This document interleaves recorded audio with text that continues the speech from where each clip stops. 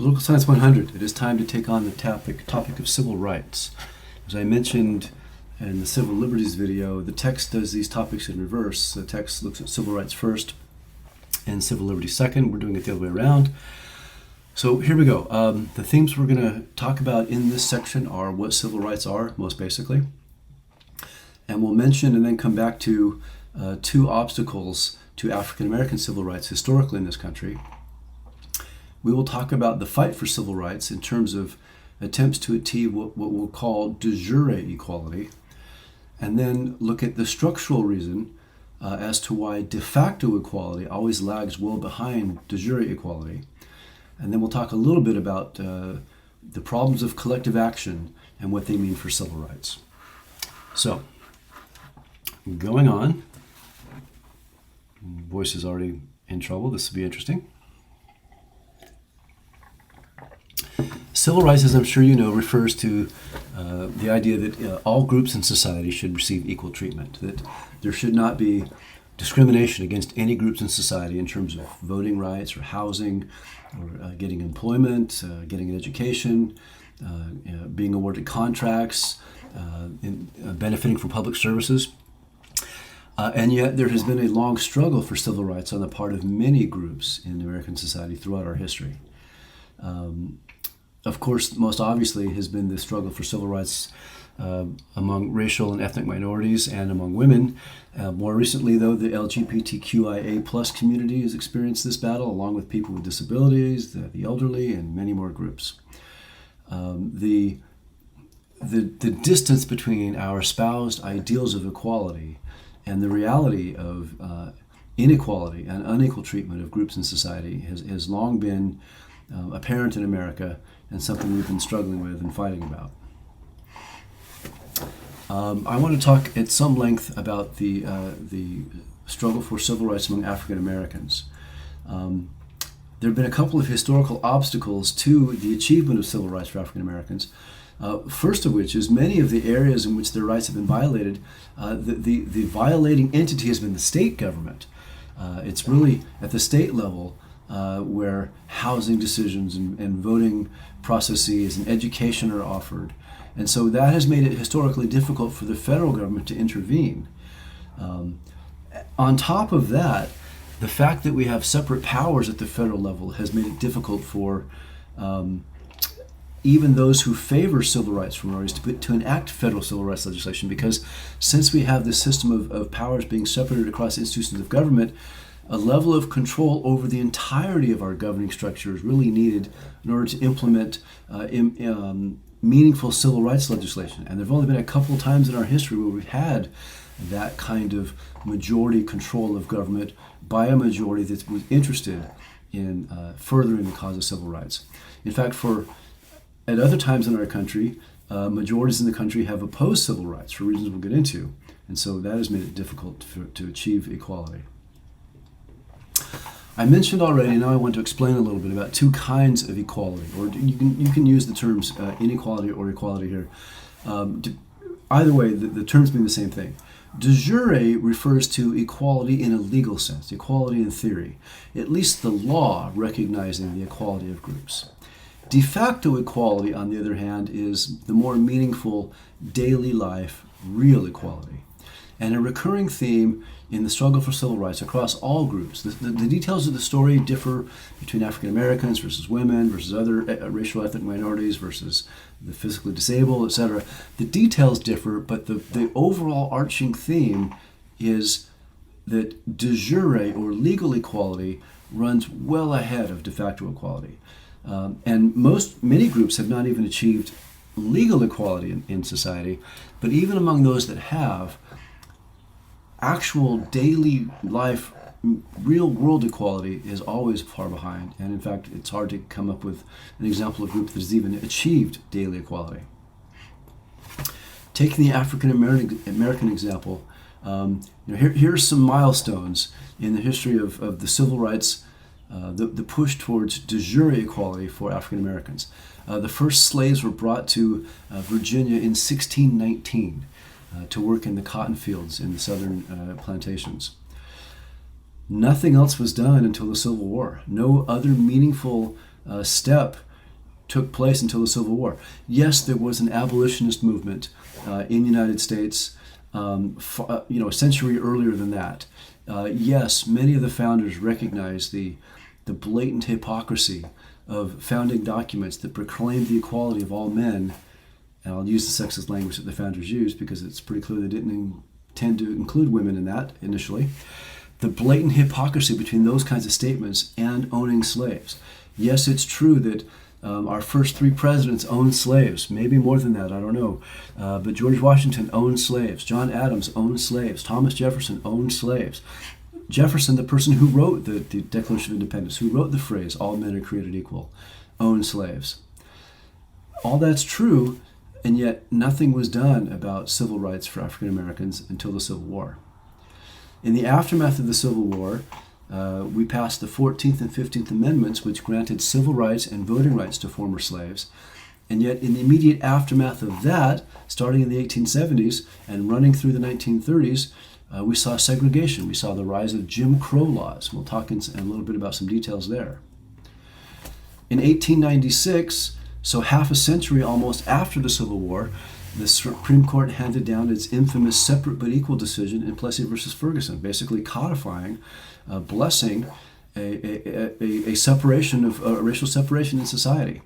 It took another half century after that, in the Brown versus Board of Education decision, to overrule the Plessy precedent.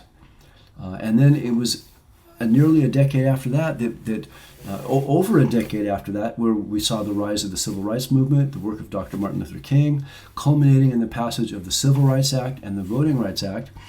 And if you see the parallel there between the 14th and 15th Amendments granting civil rights and voting rights in the 1860s and 1870, so amending our Constitution, our federal Constitution, to recognize civil rights and voting rights for African Americans, and then 100 years later, the United States Congress passing legislation doing exactly the same thing, civil rights and voting rights, you get a sense of how long and how difficult the struggle for civil rights has been. You might ask, why did we have to have legislation in 1964 and 65 recognizing civil rights and voting rights when those things were already in our Constitution and had been so for 100 years?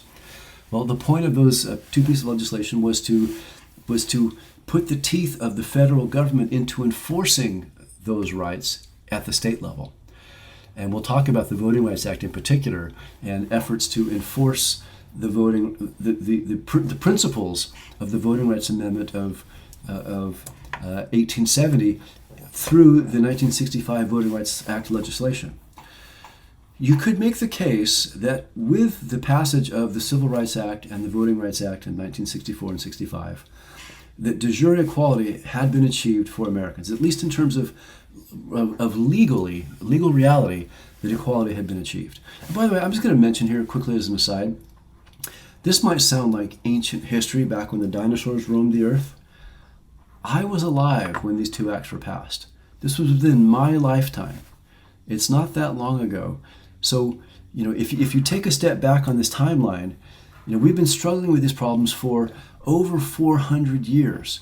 And it's not until within my lifetime that you can even make the case that de jure equality, legal equality, had been achieved.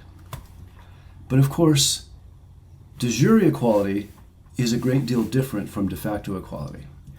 Immediately after the 14th and 15th Amendments were established, the southern states began adopting practices to keep black people from voting, including things like the white primary, poll taxes, literacy tests, and redistricting. I'll say a little bit about each of those things. The white primary was a practice that was engaged in southern states, and Texas in particular was noted for its white primary. Texas argued that yes, African Americans have voting rights in the general election, but in the primary election is not an open process, according to Texas. The primary election is really the private business of the Democratic Party. And you'll have to understand here that at the time this was happening, in the aftermath of the Civil War, so from the late 1860s through the early 1900s, the Republican Party had been the party of Abraham Lincoln. It had been the party that had pushed for racial equality and had fought the Civil War against the South in the name of abolishing slavery. And so the Republican Party at that time was the party of civil rights, and the Democratic Party at that time was the party that was dominant in the South. And the loyalties to the Democratic Party were so strong in the South that a Republican could not get elected in the South at any level of government, from United States senators or members of the House down to local county auditor or dog catcher. There were no Republican officials in much of the South. It was called the Solid South for about 100 years after the Civil War. Now the roles of the parties have changed. Now it's the Democratic Party that is actually championing using the power of federal government to fight for civil rights and equality, and the Republican Party that has taken the opposite stance. So the stances of the two parties have flipped on that as the parties have realigned over this 100 years. But at the time, in the aftermath of the Civil War, Texas argued that the primary elections were really private affairs. And private organizations are not bound by equality expectations of the 14th and 15th Amendments. So they said that, yes, African Americans can vote in the general election, but we're legally allowed as a private party, the Democratic Party, from excluding African Americans and having only white voters vote in our primary. And so Texas and other states did exactly that. Blacks were not allowed to vote in the primary elections. They could vote in the general election, but not in the primary election in these states. The problem being that the primary election in those states is tantamount to the general election, because whichever Democrat wins the nomination through the primaries is going to be the office holder, is going to win the general election, because Republicans didn't stand a chance in the general election. So by adopting the white primary, states like Texas and other states that did so were effectively banning black participation in the voting process. Other states adopted things like poll taxes and literacy tests. Poll taxes were taxes that had to be paid in order to vote, and these taxes were often a significant sum of money for people who made very little money at the time, and they were cumulative. You had to pay the poll taxes for every year you were eligible to have voted, whether or not you voted or not. Literacy tests were these horribly rigged, convoluted tests that black people had to pass and were administered by white election officials in order to demonstrate their qualifications, in air quotes, to vote. And generally, they would not pass. In the section towards the end of the class on voting, I'll show you some examples of actual literacy tests, and you'll get a better sense of what I'm talking about. Redistricting is the process by which we, every 10 years, redraw the congressional district boundary lines. We take a census every 10 years, and that census reflects shifts in the population. People move from one part of the country to the other, and with that movement of the population, we redraw the districts. Some states, over the course of 10 years, will lose population such that they need to lose congressional seats, and other states will gain those seats. In recent years, the shifts in the population has been from the north and the northeast more to the west and the southwest. Redrawing those lines, though, is not a neutral act. It's a very politically charged act, especially when one party, when the drawing is done by the state government and one party controls that state government. And the process of gerrymandering is the process of drawing lines that intentionally advantage one group and disadvantage another group. Partisan gerrymandering is pretty common. It still happens today. Gerrymandering that's drawn to protect and keep in power the party drawing the lines, and disadvantage and keep out of power the party not drawing the lines.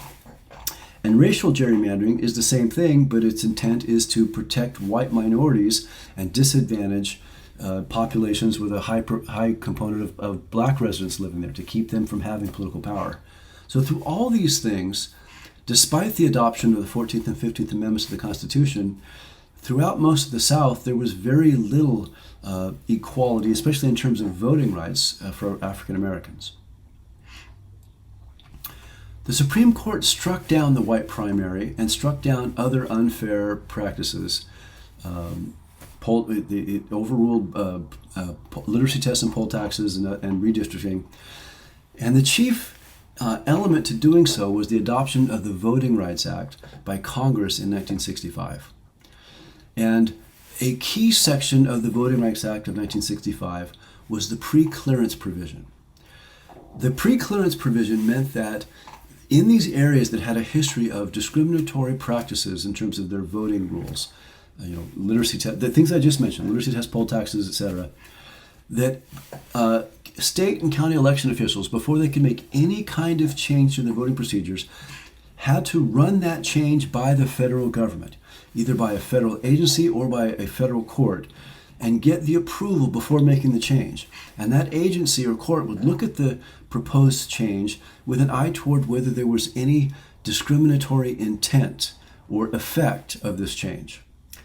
And this means any kind of change, from closing a polling place or changing the hours of the polling place or changing the way the ballots are conducted. Any kind of change in the voting process was subject to a pre-clearance requirement. In the past, before the Voting Rights Act, these discriminatory practices could be challenged, but they were always challenged after the fact, after the discrimination had already taken place, after the election was over. So the election's over. The challenge is not going to invalidate the results of the election. The onus is then on the people wronged by the discriminatory practice to hire legal counsel, to bring a lawsuit, and to carry it through to fruition. That was a very cumbersome and not very effective way of combating discrimination. Pre-clearance changed all that by requiring the entities. It shifted the burden from the aggrieved party to the party doing the discriminating.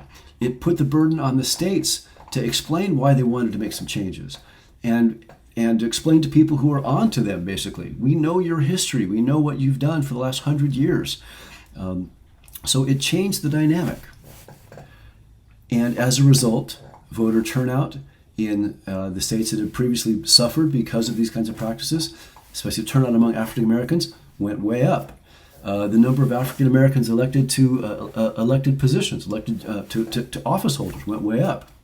Cool.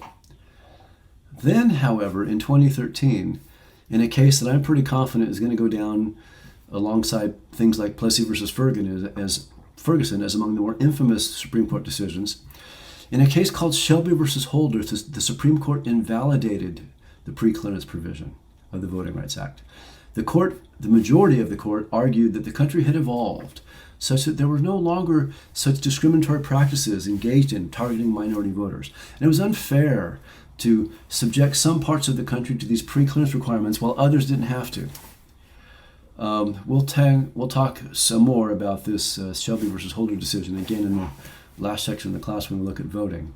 But in the immediate aftermath of the Shelby decision, by just a few years later, over 1,000 polling places had been closed, most of them in predominantly black counties. Early voting processes had been eliminated. There had begun a process of purging voters from voting rolls in such a way that targeted African Americans. Voter ID laws were passed in many states, again, a major point of which was targeting African Americans.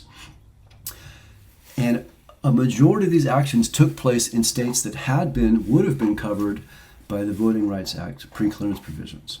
So again, the point I'm making here is legal equality is great, but de facto equality continues on. De facto inequality continues on in the absence of more aggressive efforts to stop it. It's also worth pointing out that in the same way that the courts didn't initially use the Equal Protection Clause in the 14th Amendment to impose the Bill of Rights on the states, how that really had to happen as much by selective incorporation, the thing that I talked about in the last lecture video, the same thing happened in terms of invoking the Equal Protection Clause to enforce civil rights. As I've already mentioned, in 1896, the court actually did the opposite. The court upheld a Louisiana statute that required racial segregation on trolleys and other public carriers, arguing that as long as there are separate, that they can have separate accommodations, one for whites and one for blacks, as long as it's equal. And this was really the beginning of the doctrine of separate but equal. The argument that accommodations could be segregated and we could live in a segregated society as long as each side had equal facilities. But the reality, of course, was that they were not equal. Those are not the same kinds of water fountains. And that's an easy to see, rather trivial example, but the examples went on, and in particular, they were especially egregious, the differences between the white experience and the black reality in the area of education. One of the early court challenges along these lines had to do with the University of Texas Law School. The University of Texas was then and is still now one of the preeminent law schools in the country. And prior to the 1950s, Texas had two law schools, a white law school and a black law school. And purportedly they were the same. But of course, in reality, everything about the white law school was inferior to that of the black law school, from the facilities to the faculty to the curriculum. There was nothing. They were incomparably different. Finally, in 1954, the court recognized this in the Brown versus Board of Education decision. To quote from the majority of the decision, "In the field of public education, the doctrine of separate but equal has no place. Separate educational facilities are inherently unequal." So with this ruling, and it was unanimous, which is very rare for any court, the court struck down the precedent of Plessy and invalidated the principle of separate versus equal. Great. However, there are some issues with the rollout of Brown. First, the Supreme Court has no enforcement mechanism. There are no officers of the Supreme Court that run out to an affected jurisdiction, and a jurisdiction affected by a decision, and make sure that it's being implemented. Local school officials took their sweet time in enforcing the Brown decision and integrating schools. Also, the Brown decision really addressed de jure segregation, but could do very little about de facto segregation. Finally, Brown addressed education only. It didn't really address discrimination in other areas of civil rights, like employment, voting rights. So quite ironically, Brown gave the Supreme Court a lot of moral capital. Hey, look at this great thing we did, but it didn't really change a whole lot, at least not initially. And in many ways, still a lot has not changed. If you look at the white versus the black experience, from cradle to grave, you see a tremendous difference. Now, of course, I'm speaking in overarching broad terms here. Of course, there are white people who struggle and black people who've had a great life. There are poor white people and rich black people. So this is not a blanket statement that applies to all whites and all blacks. But by a wide margin, when you look at the totality of white life versus black life in America, you'll see a big difference, and it's always better for whites. In terms of infant mortality rates, the quality of housing, the quality of the K through 12 schools, and therefore high school graduation rates, and therefore leading into that, the likelihood of being accepted into a college, and the likelihood of graduating from that college. Stemming from that, the kinds of employment opportunities that await post-education. The likelihood of being able to make a salary that would enable you to rent a home, or of God forbid, buy a home. The likelihood of getting approved for a home mortgage. And I'm going to stop right there from this list and make an important point. For the vast majority of middle-class America, home ownership is the vehicle to any kind of wealth.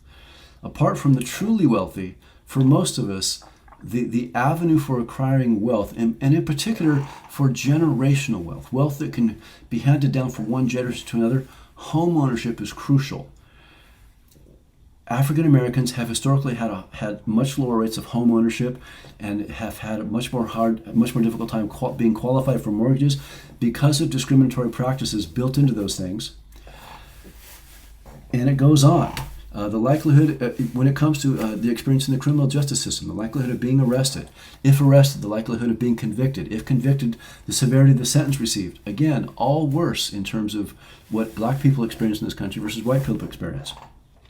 And then, finally, life expectancy. It's much longer for whites than for blacks. Think about that list. Think about that series of life experiences, again, from cradle to grave. If discrimination is illegal, why is there still so much de facto inequality?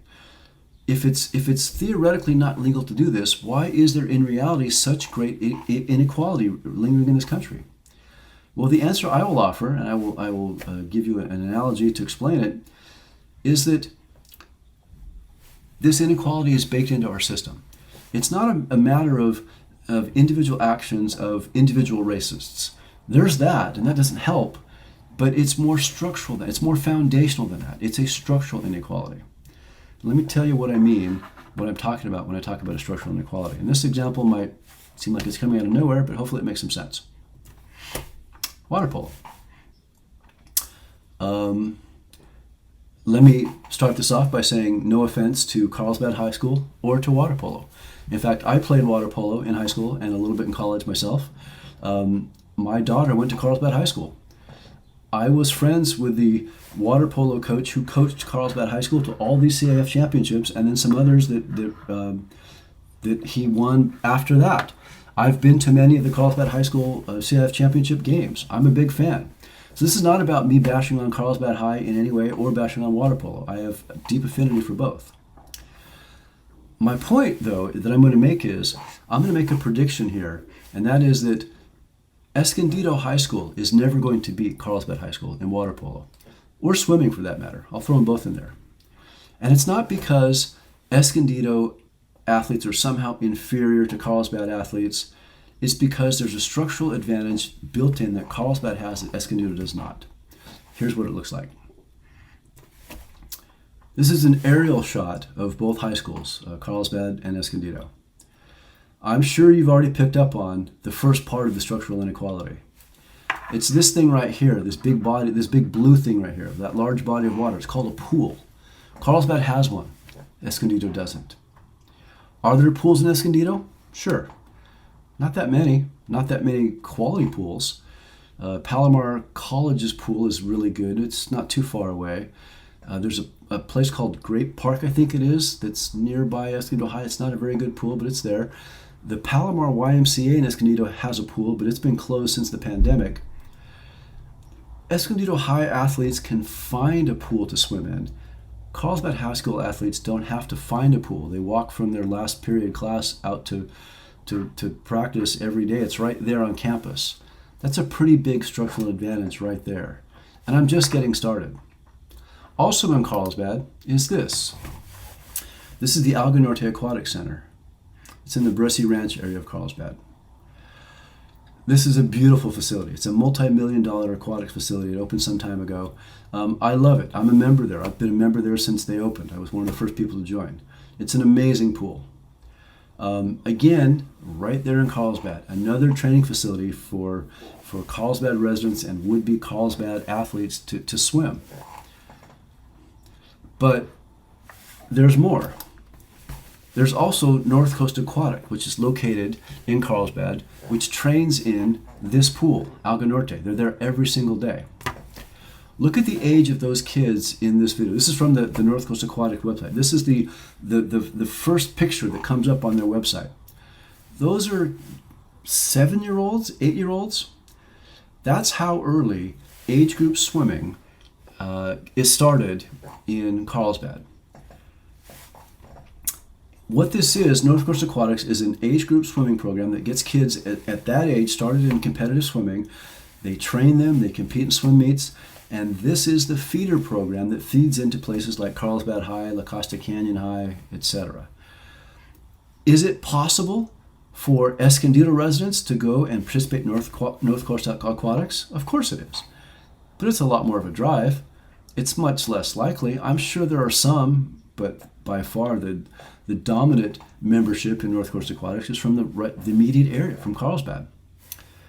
Here's the fee structure for being involved in North Coast Aquatics.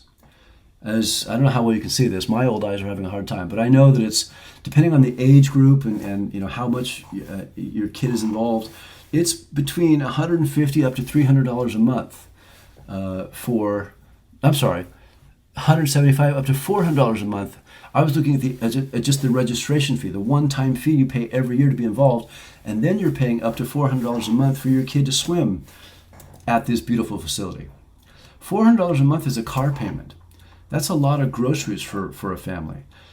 There aren't too many poor families that are ponying up $400 a month per kid to swim. If you think about the big picture of this, you know, Carlsbad versus Escondido in terms of aquatics programs that leads to the quality of swimmer and water polo player at Carlsbad High versus Escondido. In Carlsbad, you're in a more affluent area. You've got better facilities available to you. There are better coaches employed at those facilities. You have a youth development program that gets people going from an early age. All of that's pretty expensive, as we just saw, but you're in a more affluent area. You're in an area where people are more likely to be able to afford that. And this creates a culture of success, a tradition of success that functions as basically a self-perpetuating feedback loop. This is a structural inequality. This is not random. Carlsbad is not better than Escondido in water polo and swimming because better water polo players or swimmers just happen to live in Carlsbad. They don't. The improvement, the advantages are built into the system. They're embedded in the system. This is not going to ebb and flow over time. This is not going to change by itself. This will perpetuate itself unless something radical is changed, and I don't foresee that happening. I don't foresee pools being built in Escondido and a comparable aquatics program being built in Escondido because the structural advantages that Carlsbad has in terms of wealth doesn't lend itself to that.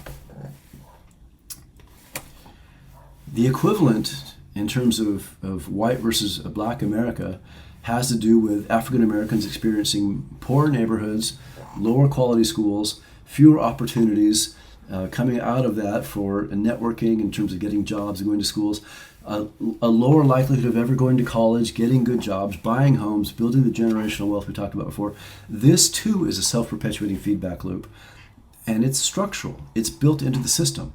It's not the byproduct of just individual racist people making racist decisions at all these levels and funneling African Americans into a track that is worse and white people in a track that's better.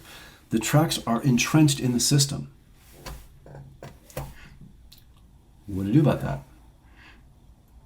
Seems to me there are two broad paths that are available. One option is to do nothing.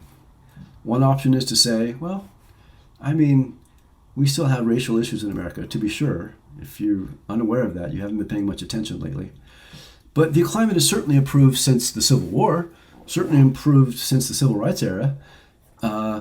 There are reduced disparities. There are still disparities, but they're reduced in the areas of hiring and housing and wages and education and et cetera.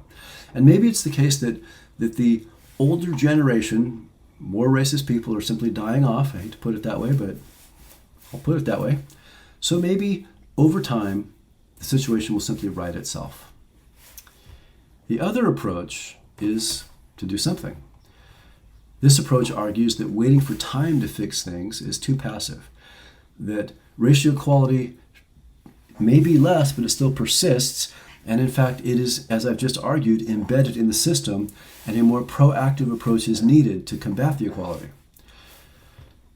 The attempt so far in taking the proactive approach is what's known as affirmative action. Affirmative action is a government policy that takes factors including race, color, origin, religion, gender, sexual orientation, or national origin into consideration in order to benefit an underrepresented group in areas of employment, education, and business. The point of affirmative action is to promote equal opportunity, to ensure the consideration of people of color, people of different races, religious minorities, all genders, all sexual orientations, all national origins, to ensure consideration of those people when making decisions involving hiring, education, awarding contracts in business, and those kinds of things. It is not a quota system. This, though, is where things can get tricky. In actual practice, the burden on education establishments, on businesses, on government, to demonstrate that minority candidates were given equal consideration, the benefit is on the institutions doing these kinds of things, admitting people, hiring people, awarding contracts. The most straightforward way to demonstrate that equal opportunity was given is by having some number of contracts awarded, minorities hired. And that phrase right there, having some number of minorities admitted or hired or awarded contracts, that begins to sound like a quota. And here's where we get into what I'll call the white backlash against affirmative action. What do we do about this? There's no doubt that the situations for racial minorities, for women, and for other historically advantaged groups have undeniably improved because of affirmative action. Studies have shown actually that the group that has benefited the most from affirmative action is not African Americans, but in fact it is white women. That it is white women that have gotten the most gains in terms of salary equality and hiring equality and educational admissions and those kinds of things because of affirmative action decisions and programs. Nonetheless, there's been quite a bit historically of white backlash against affirmative action. People complaining about things like reverse racism, or wondering why they should have to pay for the misdeeds that their forefathers engaged in. They didn't make these racist decisions. They weren't the ones not hiring people or engaging in discrimination, so why should they have to pay for it? And there's just a couple of observations I'll make here. Again, I'm not trying to convince you that you should support or oppose affirmative action, but I think there's some things we have to think about, especially in terms of this white backlash and the two things I just mentioned. This charge of reverse racism, and why should I have to take on stuff that I didn't do? There's an interesting phenomenon, a psychological phenomenon, that a couple of researchers called Gilovich and Davidi, I'm probably mispronouncing that, described as the tailwind-headwind asymmetry. And what it amounts to is us being oblivious to the things that advantage us, but being keenly aware of when things go against us. And that phrase tailwind-headwind is really interesting. I've done a lot of long-distance cycling in my life, and I've had so many times where I'll do a ride that, like if I lived on the coast, I would start on the coast and I would head up to, say, San Onofre and turn around and come back there. From that, if you live in Carlsbad, that's about 50 miles. And as I'm heading up towards San Onofre, heading north, I'm thinking, man, I'm having a good day. I got good sleep last night. I'm feeling strong, and I attribute my success to myself, how well I'm doing on my ride. And then I get to San Onofre, and I turn around, and I realize, holy crap, I'm heading into a headwind now. I'm really struggling to get back home. I was completely oblivious to the fact that I had a tailwind the whole way up, heading to San Onofre. I attributed all my success to myself. I'm strong. Not this wind is helping me along. I didn't even notice the wind until I turned around and had to go against it. The point I would make here in terms of white perceptions of affirmative action is it's pretty rich for white people who've been in a pretty nice position in American society for over 400 years to complain about any attempt, however feeble, in the last 50 years, say 30 years really, with affirmative action to try and reverse things. We've enjoyed a tailwind the whole time. The idea that now there's some little bit of a headwind, and it's not even we're being discriminated against, is that other people, that there's a program that dares to assert that we ought to take proactive steps to consider the applications of other types of people, historically discriminated against people, in making these kinds of decisions about hiring and admissions. That seems pretty rich to me. And as far as the objection to why should I have to pay for misdeeds of prior generations, I'll leave you with an analogy on that point. Imagine that there's a house that has been held in your family for generations. Imagine that your great-great-grandfather initially built the house and it's been passed along from generation to generation after him or grandmother, her, and now it's yours. And you get the house and you move in and you find that the wiring is all screwed up, that you're going to have to completely tear out all the electrical and rewire it because it was just poorly done and it's bad. Is it your fault that the wiring is bad? Of course not. You didn't do it. It was done generations ago. But it's your house. It's your house now. It's your problem now. The fact that you didn't do it doesn't mean that it's not on you to fix it. I'd make the same argument about discrimination in America. You and I may not have done it in the first place, but it's our house now. We got to fix it. Or not, if that's your preference. Last point I'll make is about the collective action difficulties in engaging in meaningful civil rights advancement. However commendable the courage and action of individuals are, individual leaders in the civil rights cause, and individual actions to advance civil rights, that's not enough to affect meaningful change in civil rights. It takes large majorities who are committed to the cause and have control of government to engage in meaningful civil rights action. As I said at the outset of this conversation, the fact that we have at the federal level separate powers and those powers having the ability to check and balance each other makes it a lot easier to stop legislation from happening than to make it happen. And so the only time periods in our history when we've had meaningful advances on civil rights have been a couple of periods when a single party was in control of all of government and could ram through basically over the objections of those opposing civil rights, this meaningful legislation. And those two time periods were the time periods that resulted in the 14th and 15th Amendments, the Civil Rights and Voting Rights Amendments, and the Civil Rights and Voting Rights Acts of the 1960s.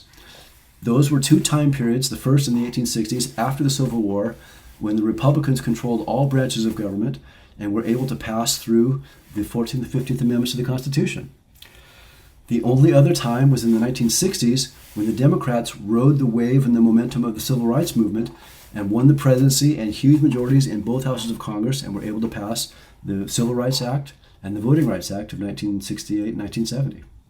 Or excuse me, 1964 and 1965. Those are the only times that we've had two big pushes for civil rights. So, one of the themes of this class, one of the points of this textbook is there is a logic to our political system, and that logic often revolves around collective action, the need to engage in collective action, and institutions of government that facilitate collective action. Here we have an example of government institutions that impede collective action, and it has resulted in difficulties in achieving civil rights because civil rights is an area of public policy where there's so much resistance to the advancement of the cause that large majorities are needed to make it happen, and those large majorities rarely happen in our country. In fact, only twice. Okay, I'm going to stop there. Next up, we have an exam, and after that, we'll take on the topic of Congress.